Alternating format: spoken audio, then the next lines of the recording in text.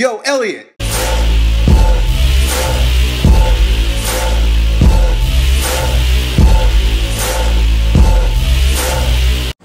Ben Kavanaugh wants to know if there's a substitute for doing squats. So he says he's heard me talk a lot about the importance of squatting for athletes as opposed to bodybuilding machines. So he means like leg extensions, leg curls, and things of that nature. But what's the next best thing to back squats, front squats, and overhead squats? Well, it's a different kind of squat.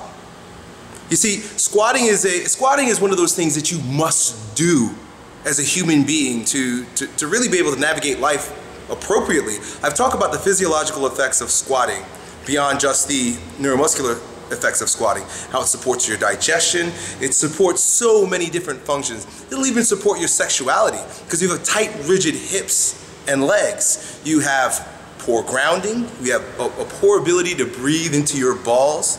If you're squatting, you'll support your ability to breathe into your balls because you'll have to soften the musculature associated with the pelvic floor, with your upper hamstrings, your hip flexors, all those muscles need to be strong and supple in order for you to squat deep. I'm not talking about like these bullshit half squats that a lot of newbies do when they go to the gym. I'm talking about sitting your ass down between your feet. You know, even if it's just body weight, you've got to be able to do that. But if I had to eliminate back squats, front squats, and overhead squats, I would use what they call pistol squats or single leg squats or lunges. There's a slight variation, there's slight differences between the three of those, but essentially it's where you work a unilateral squat. It's basically squatting with one freaking leg. Either from a standard position, right, where you're basically just standing, you're sitting your hips down, and then coming right back up with your leg out in front of you, right? That's what they call the pistol squat, right? Should I attempt to do a fucking pistol squat? Let me try this. I'm probably gonna embarrass myself because I haven't done this in quite a while, folks. But this is basically, you guys see me? This is gonna be bad. This is basically where you, tight ankles. See how tight my ankles are. Yeah, tight ankles, man. I gotta go roll them. I didn't roll them today, but that's a pistol squat, and it's a terrible one. I've been able to do them better in the past. But essentially, you get that one leg out and you sink down and you come back up.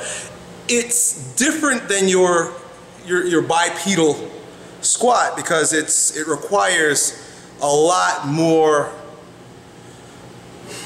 balance. I'm looking for a cooler word than balance, but it requires that it's a high neurological complexity. It's very high because it requires that you basically be on a smaller base of support to be able to do that. When you are on a smaller base of support, when your body is required to balance, it kicks in a survival mechanism that makes your nervous system go crazy looking for the right pattern of muscles to turn on.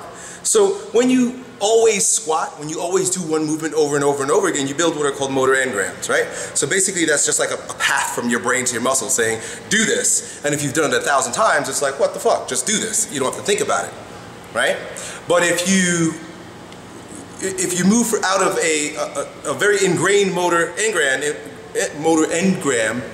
into one that is not only different, but affords less of a base of support, it's harder to do. It requires you balance. Your central nervous system really has to go crazy trying to, if you saw the way I looked just now, has to go crazy trying to figure out what am I supposed to turn on and turn off and do right now. And that builds a faster, stronger, more adaptable, agile, and effective neuromuscular system. So you want to do that. Single leg squats, a little bit different depending on who you ask or how you do it, but it's basically where, should I demonstrate again? Where basically you get yeah, I will, hold on.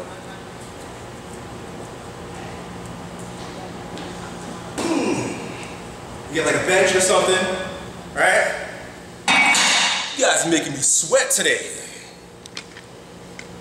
And in this case, right, you will do it this way.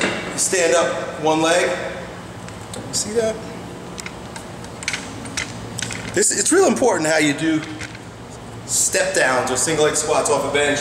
What I like to tell people to do in order to make it so that they don't use the leg that's going down, I like to say point your toe up, right? That way you're not jumping off the back leg. A lot of people think they're doing single leg squats or single leg step ups, and this is what they do. Right? You're basically just jumping off of this leg. The way you really want to do it so that you're, again, activating as much muscular tension in this muscle is to keep this leg pointed up, sink your hips, boom. So I'm just tapping with this foot. Woo! All this bodybuilding's got me a little less functional.